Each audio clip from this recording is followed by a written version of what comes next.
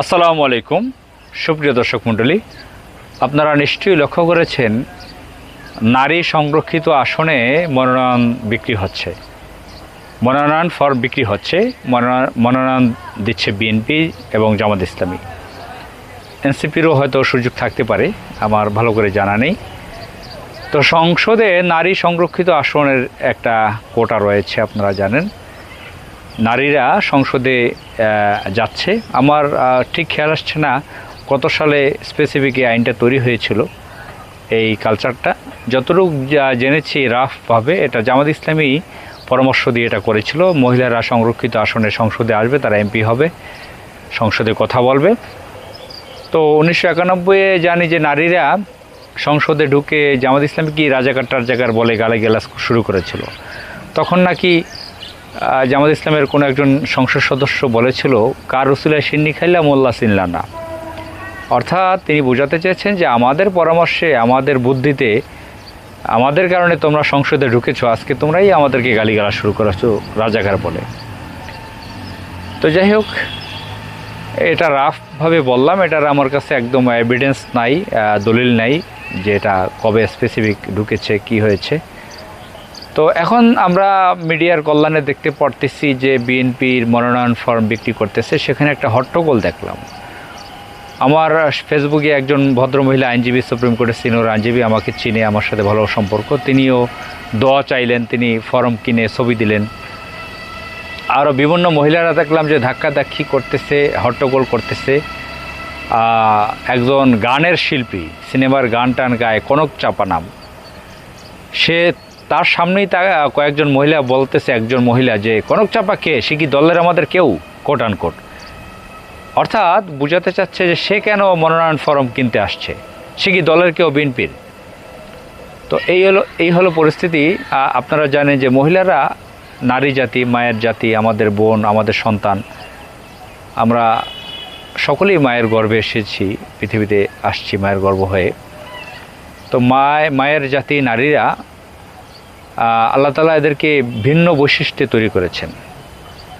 আপনারা জানেন যদি 5 জন নারী এক জায়গায় বসে, সেখানে খুব পরিস্থিতি ঘোলাটে অবস্থা হয়, অনেক চিৎকার চেঁচামেচি শব্দ। আর যদি 50 জন পুরুষ লোক এক জায়গায় হয়তো ঠান্ডা অবস্থায় বসতে পারে, প্রচুর ঝামেলা তৈরি করে। তো আমরা মনোনয়ন ফর্ম নেওয়ার সময় এই চিৎকার হুড়োহুড়ি দেখতেছি। সংসদে গিয়ে তারা কী যে পরিস্থিতি করে, বা মনোনয়ন না পেয়ে কী পরিস্থিতি করে, তা আল্লাহই জানে। আপনারা জানেন নারীদের থেকে কোনো নবী রাসূল হয়নি। আমি নারীদেরকে ছোট করতেছি না, মায়ের জাতি।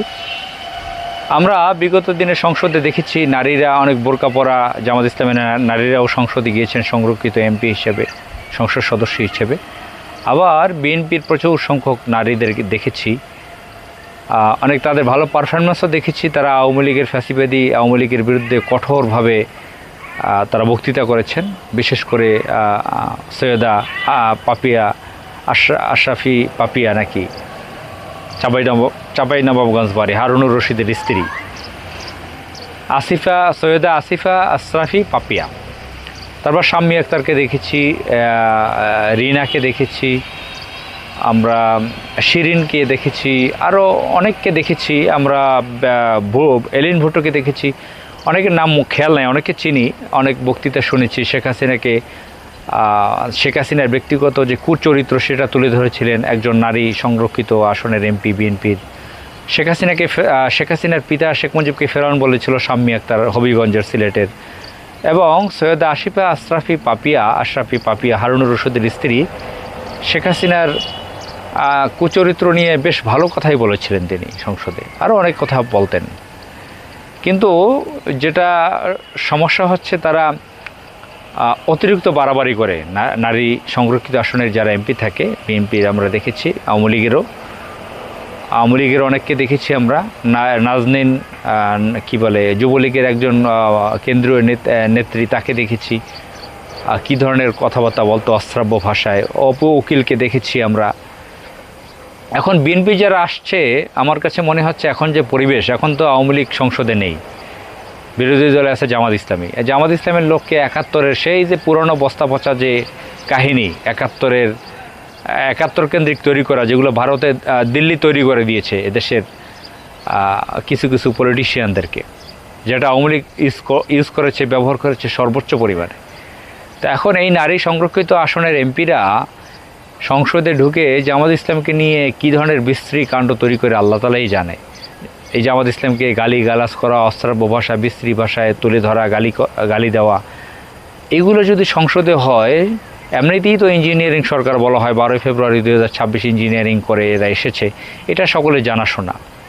এরপর যদি এই ধরনের অনেক উচ্ছৃঙ্খল নারীরা সংসদে ঢুকে, আমরা তো মনি নামের একজনকে দেখেছি কীভাবে টেলিভিশন টকশোতে জামাত ইসলামকে নিয়ে বাজে মন্তব্য করে, বাজে কথা বলে, আকথা কুকথা বলে নিয়মিত।